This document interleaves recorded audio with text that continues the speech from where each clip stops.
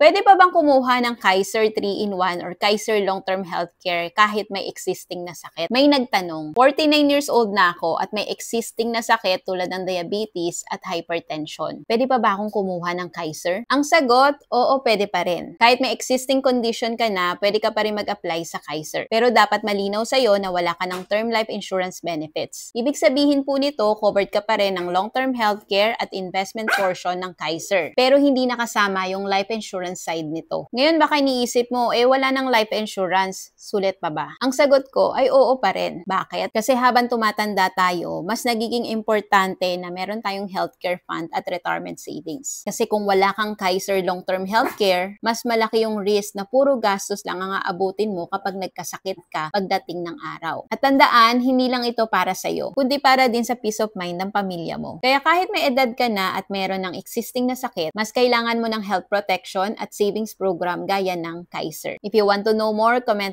#Kaiser below para ma-send ko yung video explanation sa inbox mo. Retire early, live free, kayang-kaya basta may tamang gabay.